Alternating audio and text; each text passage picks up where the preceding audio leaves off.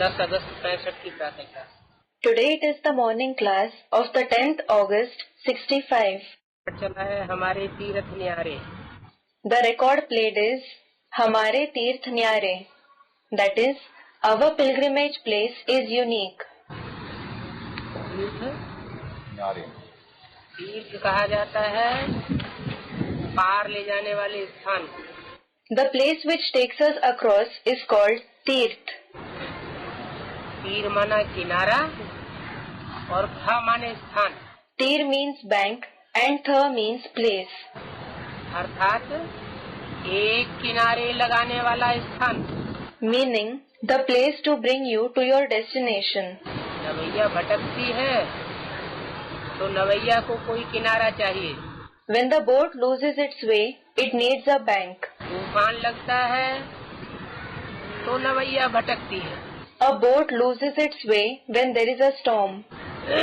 ये है जीवन रूपी नवैया। This is the boat of life.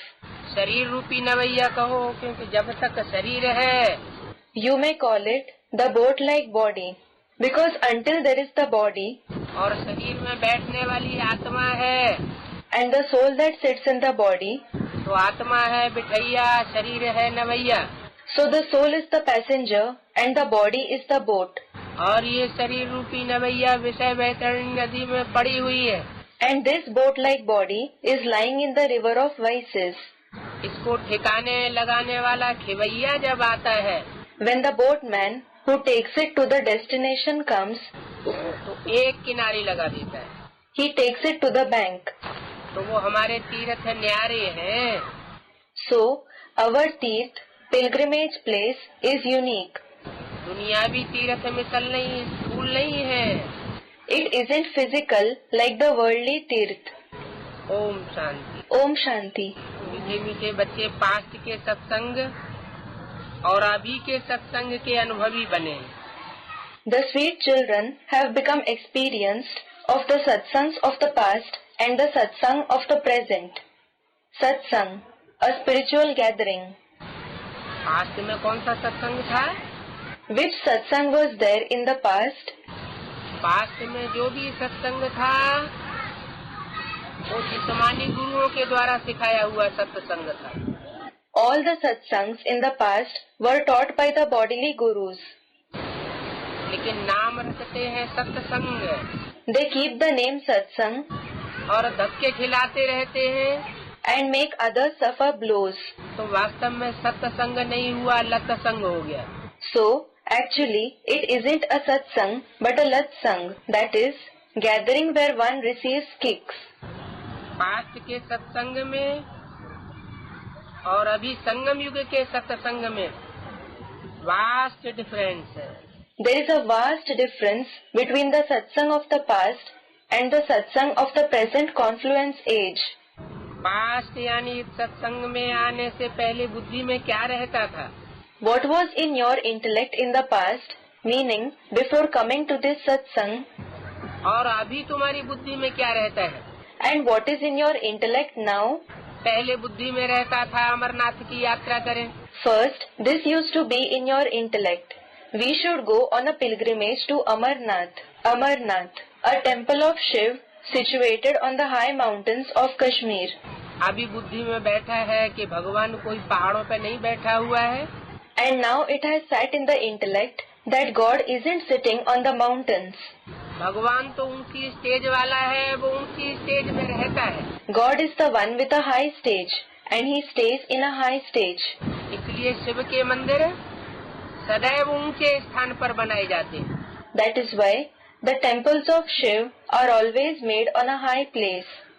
कोई स्थूल रूप में ऊंचाई की बात नहीं है। It is not about the physical height, लेकिन मन बुद्धि से उसकी ऊंची स्टेज रहती है हम आत्माओं के मुकाबले। but the stage of his mind and intellect remains high in comparison to us souls. क्योंकि हम आत्माएं तो जन्म मरण के चक्कर में आने वाली हैं। It is because we souls come in the cycle of birth and death, और आत्माओं का वो परम पिता परमात्मा and the Supreme Father, Supreme Soul of the souls जन्म मरण के चक्र में आने वाला नहीं है। doesn't come in the cycle of birth and death. इसलिए सदैव ऊंची स्टेज में रहता है। That is why he is always in a high stage.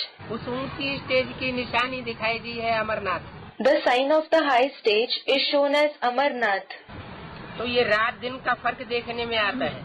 So we see this vast difference, रात दिन का फर्क, that is a difference like between day and night.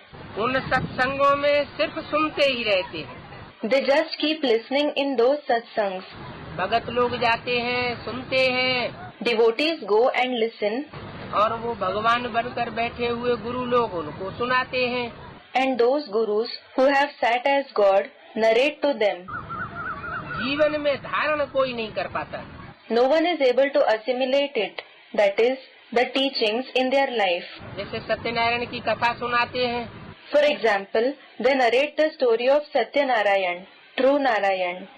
अब गीता में तो अर्जुन से भगवान ने कहा है कि Arjun, Now in the Gita, God told Arjun, O Arjun, तू नर वेश में है, मैं नर को नारायण बनाने के लिए आता हूँ। you are in the form of a man, Nar. I come to make man into Narayan. तो नारायण बनाने वाला नर से नारायण बनाता है, The one who makes us Narayan makes a man into Narayan.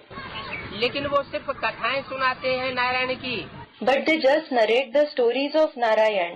उस सत्यनारायण की कथा में लीलावती, कलावती, लकड़हारे की कथा तो होती है, In the story of Satyanarayan, there are the stories of Leelavati, Kalavati, Lakadhara, Woodcutter.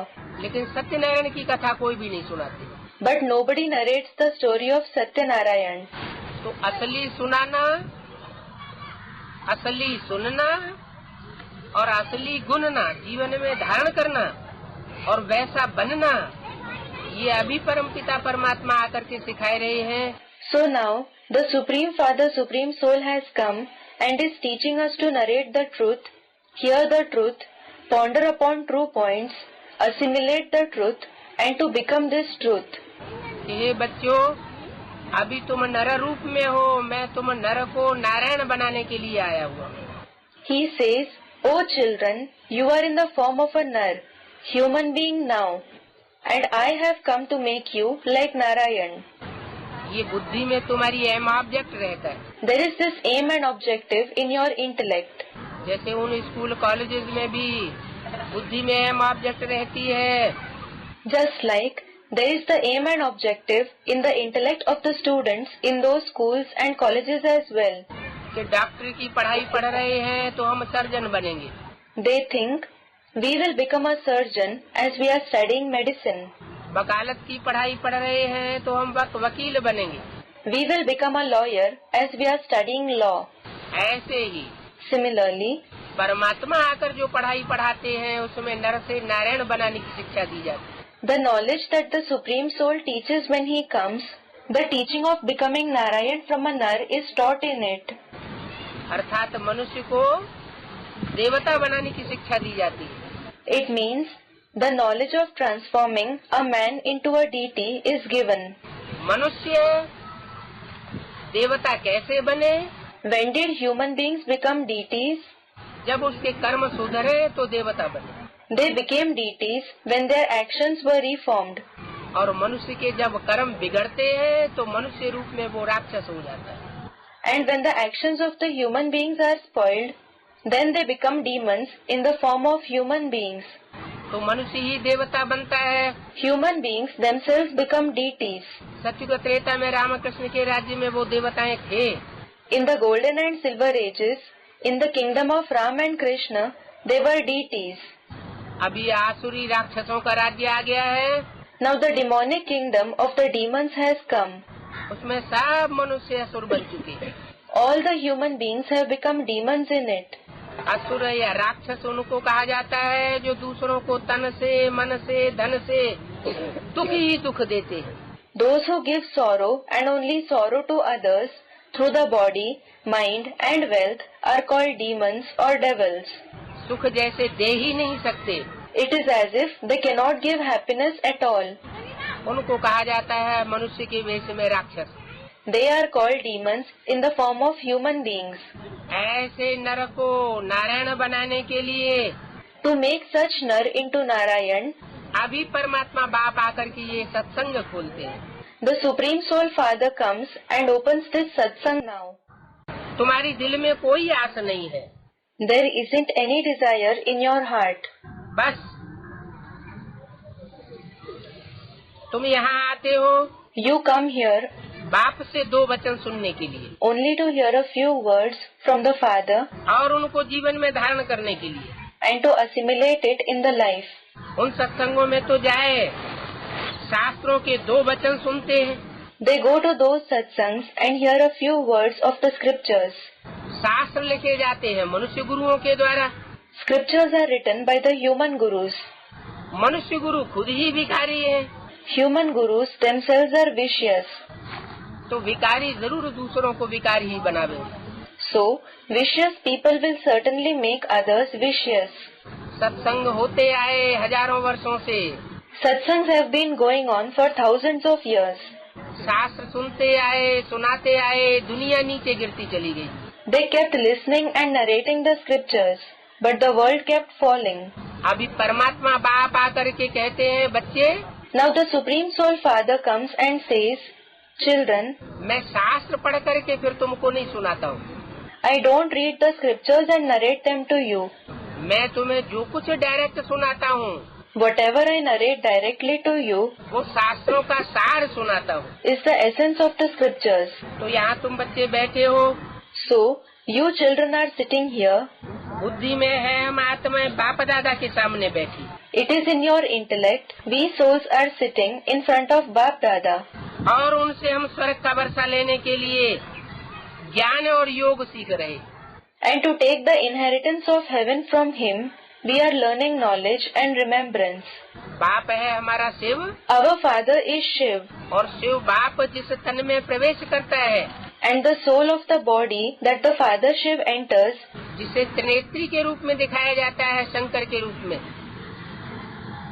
वो मनुष्य आत्माओं में सबसे बड़ी आत्मा, महान देवता आत्मा is the biggest soul among the human souls. He is a great soul, a great deity soul, who is shown as Shankar, as the Trinetri, the three-eyed one, a title of Shankar. इसलिए हम सब आत्मा भाइयों के बीच में वो दादा है। That is why, among all of us souls who are brothers for each other, he is Dada, meaning the elder brother. तो बाप दादा से हम वर्षा लेते हैं। So, we take the inheritance from Bap Dada. कौन सा वर्षा लेते हैं? What inheritance do we take? सुख शांति का वर्षा लेते हैं। We take the inheritance of happiness and peace. स्वर्ग में सुख भी होता है तो शांति भी होती है। There is happiness as well as peace in heaven. उसे कहते हैं सत्य युग, It is called Satya Yug, सत्य का युग। the age of truth. That is Satya Ka Yug. अभी है झूठ का युग, Now it is the age of falsehood, कलह युग, कलह क्लेश का युग। Kalaha Yug, the age of suffering and conflicts. That is Kalaha Klesh. कलह क्लेश के युग को पलट करके सत्य युग की स्थापना करने के लिए परमात्मा बाप को आना पड़ता है। The Supreme Soul Father has to come to transform the age of Kalaha Klesh and to establish the Satya Yug. जैसे स्कूल में स्टूडेंट समझते हैं हम बैरिस्टर व इंजीनियर बनेंगे, Just like in the school, students think that they will become a barrister or an engineer. वैसे तुम्हारी बुद्धि में भी एम ऑब्जेक्ट है, हम नर से नारायण बनेंगे। Similarly, there is an aim and objective in your intellect as well. We will become Narayan from Nar. कोई न कोई इम्तिहान पास करके यह पद पाना होता है। We have to pass some or the other examination and achieve this position. तो ये ख्यालात आत्मा को आती है। So, this thought comes to the soul. अभी एम पढ़ करके फलाना बनेंगे। Now we will become this and this by studying. सत्संग में कोई एम ऑब्जेक्ट का पता नहीं रहता। Nobody is aware of the aim and objective in the satsang. कि उस सत्संगों में क्या प्राप्ति होगी, What they will get in the satsangs. बस ऐसे ही सुनते रहते हैं। They just keep listening. तो जहाँ कोई अहम ऑब्जेक्ट नहीं है, कोई जिंदगी का लक्ष्य नहीं है, तो लक्षण कैसे आवेंगे? So, how will the attributes develop in us when there is no aim and objective, when there is no aim in life? जीवन में लक्ष्य लिया जाता है तो लक्षण आते हैं। The qualities come in us when we have an aim in the life. डॉक्टरी की स्कूल में डॉक्टरी का लक्षण लेते हैं। In the school of doctors, they attain the qualities of a doctor. Barrister के स्कूल में जज बनने का लक्ष्य लेते हैं तो लक्षण आ जाते हैं। In the school of barristers, they have the aim of becoming a judge. Then the qualities come in them. वहाँ कोई को आस होगी भी। Even if someone has any desire there, that is, in the path of bhakti, तो उनको अल्पकाल के लिए आस होती है। it is only for a short period of time. सदा काल की आस कोई की पूरी नहीं होती। Nobody's desire for an everlasting time is fulfilled. साधु संत से मांगेंगे। They ask the sages and saints. क्या मांगेंगे? कहेंगे आशीर्वाद करो। What will they ask for? They will ask, bless us. ये भक्ति व सत्संग आदि करते करते यहाँ तक आए पहुँचे हैं। Now you have reached here by doing bhakti or going to satsangs and so on. अभी हम तो बाप के सामने बैठे हैं। Now we are sitting in front of the Father. एक ही हमारी आत्मा में आस है। There is only one wish in our soul. कि आत्मा को बाप से स्वर्ग का वर्षा लेना है। Our soul has to take the inheritance of heaven from the Father. अभी हमने रावण से नरक का वर्षा लिया है। Now we have taken the inheritance of hell from Ravan. Ravan होता है अनेक सिर वाला। Ravan is the one with many heads. मन अनेक प्रकार की मत देने वाला। Meaning, the one who gives various types of opinions. अनेक प्रकार की मतों पर चलते चलते हम नीचे गिर जाते हैं। We fall by following many types of opinions. अभी बाप राम आए हुए हैं जिनको शास्त्रों में भी दिखाते हैं एक सिर वाला। Now the Father Ram, who is also shown in the scriptures with one head, has come. Ravan अनेक सिर वाला और राम एक सिर वाला। Ravan is the one with many heads and Ram is the one with one head. माने एक मत देते हैं। Meaning, he gives a single direction. दुर्गति से सदगति में ले जाने के लिए कोई दूसरी दो बातें नहीं सुनाते। To take us into true liberation from degradation. He doesn't narrate two things. उन सत्संगों आदि में वर्षा लेने की बात नहीं रहती। There isn't the topic of taking the inheritance in those satsangs, etc. वहाँ तो बाप ही नहीं होता, गुरु होता है। The Father is not there at all. There is the Guru. वर्षा तो बाप से मिलता है। We receive the inheritance from the Father. तो मैं तुम ज्योति बिंदु बिंदु आत्माओं का बाप हूँ। So, I am the Father of you point of light souls. जैसे तुम्हारी आत्मा ज्योति बिंदु भ्रकुटी के मध्य में बैठी हुई है। Just like your soul, the point of light is sitting in the Bhrikuti, the place in between the two eyebrows. उस ज्योति बिंदु आत्मा की रोशनी इन आँखों से निकल रही है। The radiance of that point of light soul is coming out of these eyes. जब तक आत्मा भ्रकुटी में है, इन आँखों से रोशनी निकलती है। Until the soul is in the Bhrikuti, luster comes out of these eyes. और आत्मा भ्रकुटी में से चली जाती है। And if the soul goes away from the Bhrikuti, आँखें जैसे बटन हो जाती है। the eyes become like buttons. तो तुम हो ज्योति बिंदु आत्मा जिसकी निशानी तुम बिंदी या टीका मस्तक में लगाते हो। So, you are a point of light soul. In the memorial of this, you apply a bindi, a dot or a tika, vermilion mark on the forehead. वो सत्संग वाले इन बातों को नहीं जानते। People of those satsangs don't know these things. ये बिंदी या टीका किस बात की निशानी है? What does this bindi or tika symbolize? बाप आकर अभी तुम बच्चों को बताते हैं। Now, the Father comes and explains to you children, बच्चे ये बिंदी या टीका दिखाने के लिए, दिखावा करने के लिए लगाने की जरूरत नहीं है। Children, there is no need to apply this bindi or tika just to show off. तुम अपने को अंदर से समझो। Consider within. कि मैं ज्योति बिंदु आत्मा हूँ, स्टार आत्मा हूँ। I am a point of light soul. I am a star soul. प्रकृति के मध्य में आत्मा अजब सितारा चमक रहा है। The soul, a strange star, is shining in the Bhrikuti. मैं तुम ज्योति बिंदु बिंदु आत्माओं का बाप, ज्योति बिंदु शिव परमात्मा। I, the father of you point of light souls, and the point of light Shiv, the supreme soul. जैसे चींटी का बाप चींटी जैसा ही होता है, Just like the father of an ant has the form of an ant, हाथी का बाप हाथी जैसा ही होगा। the father of an elephant will certainly have the form of an elephant.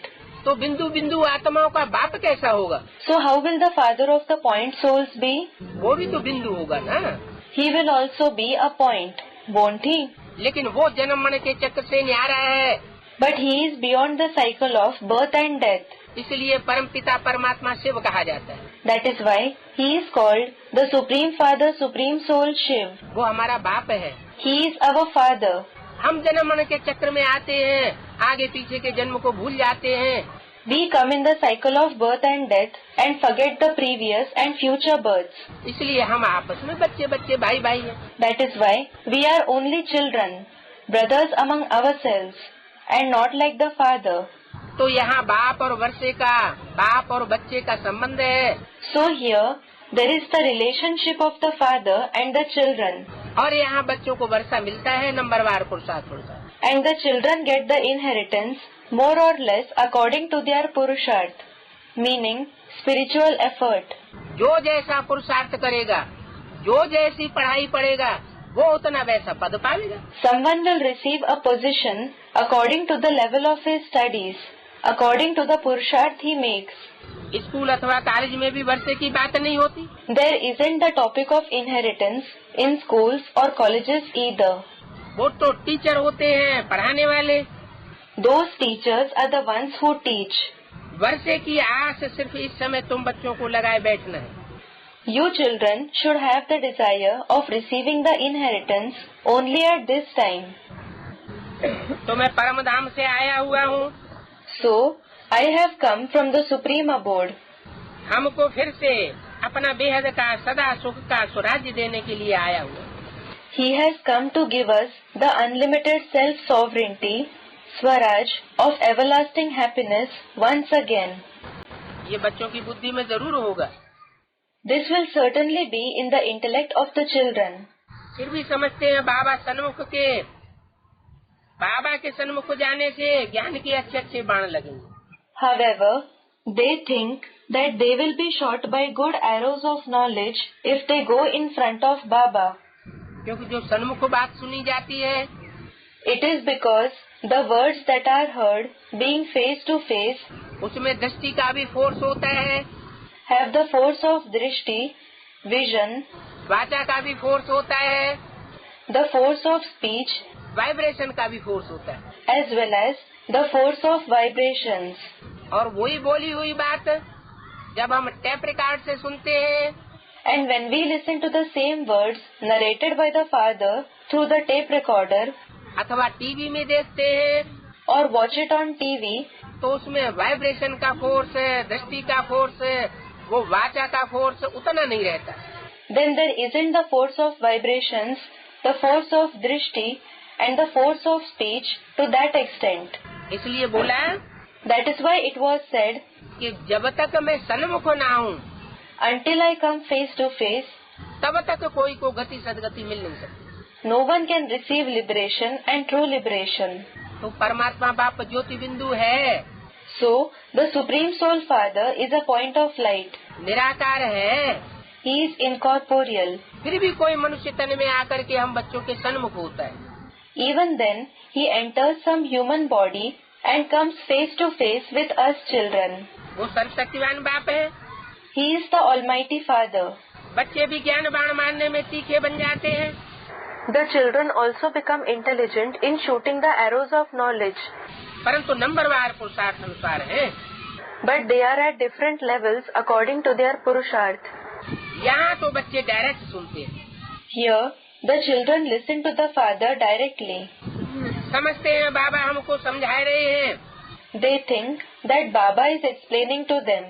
और कोई भी सत्संग व कॉलेज में ऐसे नहीं समझेंगे। People won't think this in any other satsang or college. कि परमात्मा बाप हमको पढ़ाई पढ़ाए रहे हैं। that the Supreme Soul Father is teaching them the knowledge. हम बेहद के बाप से बेहद का वर्षा ले रहे हैं। We are taking the unlimited inheritance from the unlimited Father. ये भी तुम जानते हो, हम इस सृष्टि का चक्कर काटने के लिए आए हैं। You also know that you have come to go through the world cycle, और इस चक्कर को जान गए हैं। and you have come to know this cycle. उन सत्संगों में तो जन्म जन्मांतर जाना आना करते ही रहे। We did keep visiting those satsangs birth after birth. यहाँ तो एक बार की बात है। Here, it is about going to the spiritual satsang just once. भक्ति मार्ग में जो कुछ करते आए हैं, Whatever we did in the path of bhakti वो सब पूरा होता है। is completed now. उस मार्ग में वास्तव में कोई सार नहीं निकलता। Actually, there is no essence in that path. अभी अल्पकाल सुख के लिए मनुष्य कितना माथा भटकाते हैं। Human beings mislead their intellect so much for transitory happiness now. कितने भटकते रहते हैं। They keep wandering so much. तुम बच्चों की बुद्धि में रहता है, हमको अभी बाबा पढ़ाए रहा है। It stays in the intellect of you children. Baba is teaching us now. बाबा ही बुद्धि में याद रहेगा। There will be only Baba in your intellect. और अपनी गवाई हुई राजाई भी याद आवेगी। And you will also remember the kingdom you lost.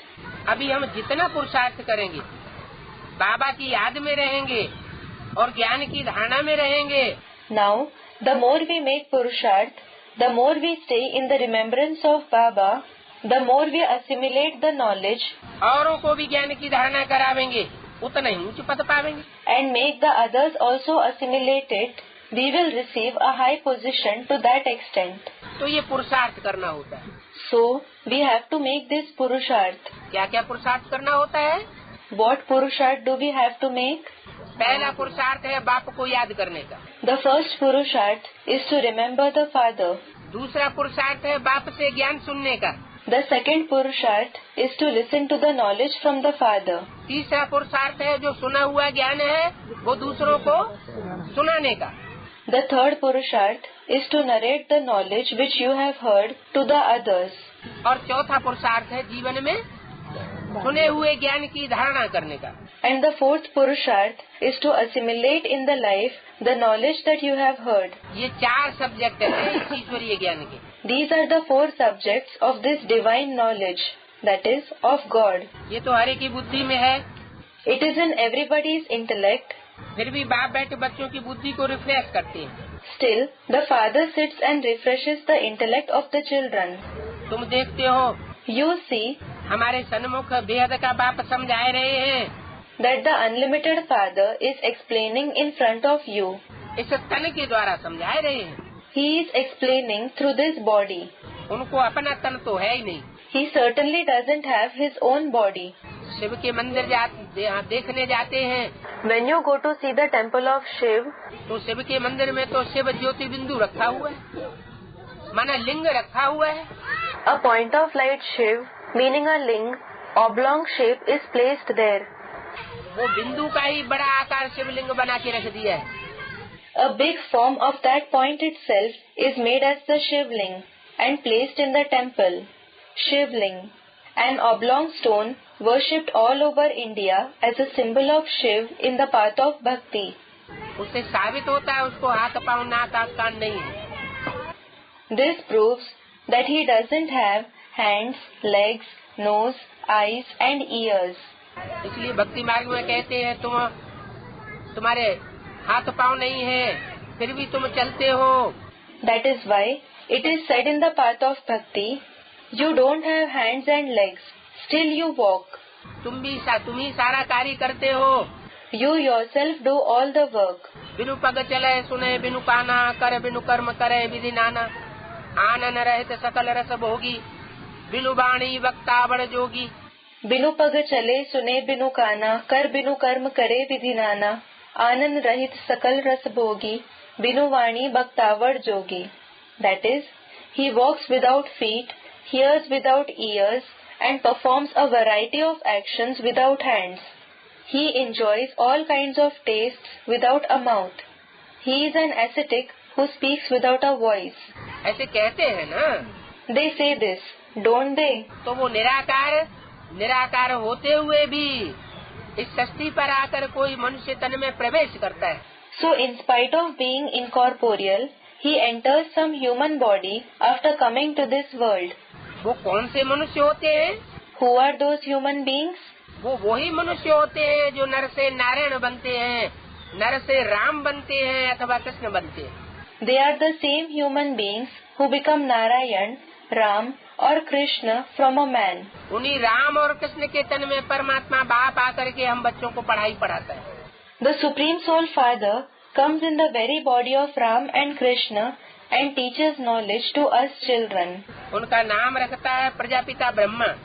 He names them Prajapita Brahma. इनको दादा ही समझेंगे। They will certainly be considered as Dada, elder brother. Shiv बाबा इनमें प्रवेश कर हमको पढ़ाते हैं। Shiv Baba enters them and teaches us. इनमें प्रवेश कर Whom does he enter? बाप और दादा में। Bap and Dada. बाप है राम बाप The father is the father Ram और दादा है कृष्ण बच्चा। and the child Krishna is Dada. तो कृष्ण बच्चे की ही soul The very soul of the child Krishna, जो सतयुग के आदि में नारायण बनती है, who becomes Narayan in the beginning of the golden age, कलयुग के अंत में आकर के बूढ़ा मनुष्य बन जाता है। becomes an old man in the end of the iron age. उस बूढ़े मनुष्य के तन में आके परमात्मा बाप ब्रह्मा का पार्ट बजाता है। The Supreme Soul Father plays the part of Brahma, entering that old human body. Brahma अर्थात बड़ी माँ। Brahma means the senior mother. लाजमी है कि माँ होगी तो बाप भी होगा। It is obvious that if there is a mother, there will be a father too. इसलिए नाम दिया है Prajapita Brahma. That is why the name Prajapita Brahma is given. तो शिव बाबा इनमें प्रवेश कर हमको पढ़ाए गए हैं। So, Shiv Baba is teaching us after entering these ones. तुम जानते हो पहले हमारी बुद्धि में ये बातें नहीं थी। You know that these topics were not in our intellect before. हम भी सत्संग तो बहुत करते थे। We too used to attend a lot of satsangs.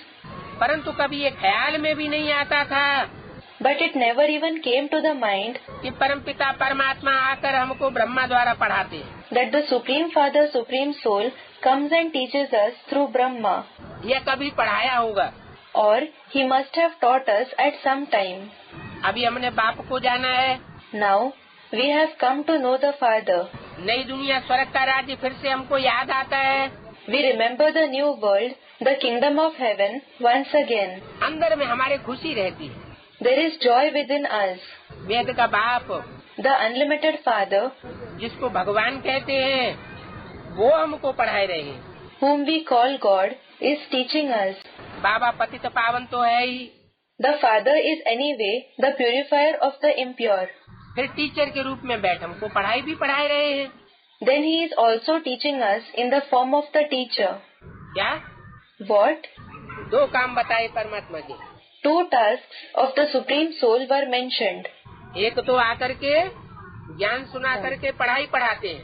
Firstly, he comes, narrates the knowledge and teaches us. और दूसरा पतितों को पावन बनाते हैं। ऐसे नहीं पढ़ाई पढ़ा करके सीधे चले जाएं, उससे काम पूरा हो जाए। And secondly, he purifies the impure. It is not that the work will be accomplished if he straightaway goes back after teaching the knowledge. ऐसे थोड़े कहते हैं हे भगवान आओ हमको ज्ञान सुनाकर चले जाओ। People do not say, "Oh God, come, narrate the knowledge to us and go away." ये ज्ञान नहीं है। This isn't the saying.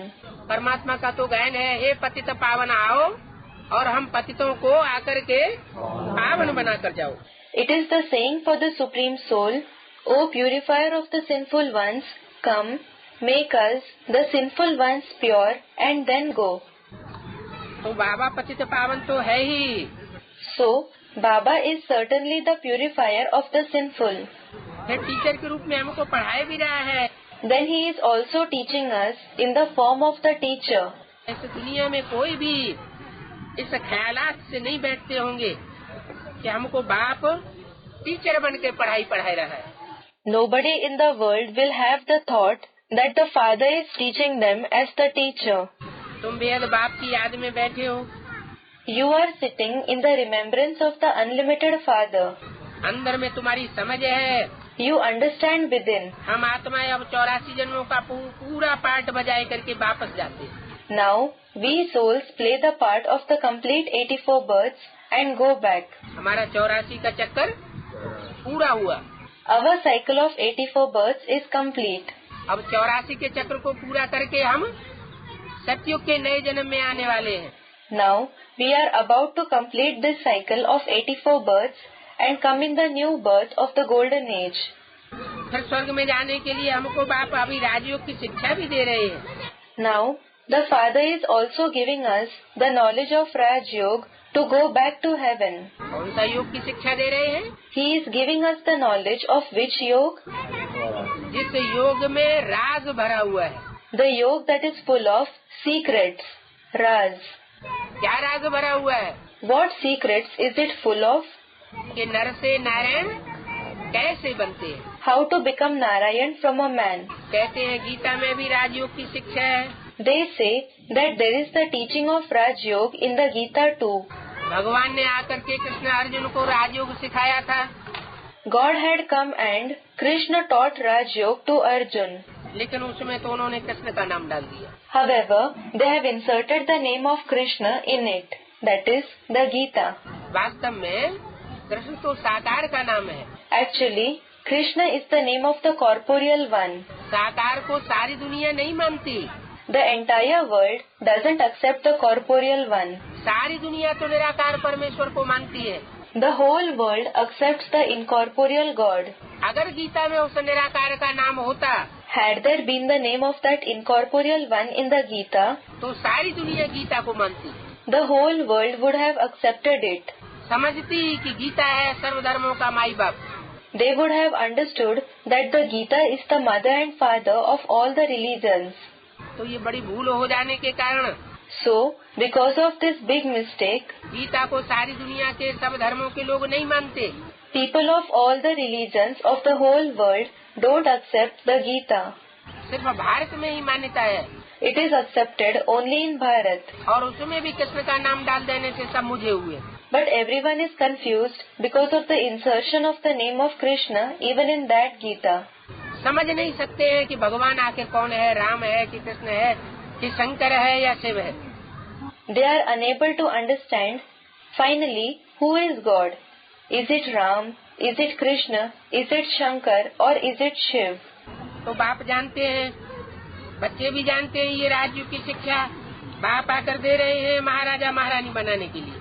So, the father as well as the children know, the father has come and is giving us this teaching of Raj Yoga to make us into emperors and empresses. और जो भी पढ़ाइयाँ हैं, उन पढ़ाइयों से पढ़ करके कोई राजा नहीं बनते। Nobody becomes a king by studying the other studies. ये पढ़ाई ऐसी है This study is such जो बाप आकर के जन्म जन्मांतर के लिए राजा ही देते हैं। that the father comes and gives the kingship for many births through it. दुनिया में इतने बड़े बड़े राजाएं हुए, In the world, there were big kings, महाराजाएं हुए, बड़े बड़े राज्य अधिकारी हुए। emperors, big administrators. उन राज्य अधिकारियों को राजाई, महाराजाई, रानी पद पर पहुंचाने वाला कौन था? Who was the one to make those administrators attain the position of king, emperor or queen?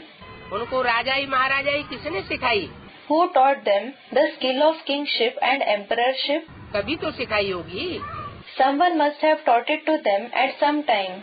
World की कंट्रोलिंग पावर ऐसे ही तो कोई आत्मा में नहीं आ जाती है।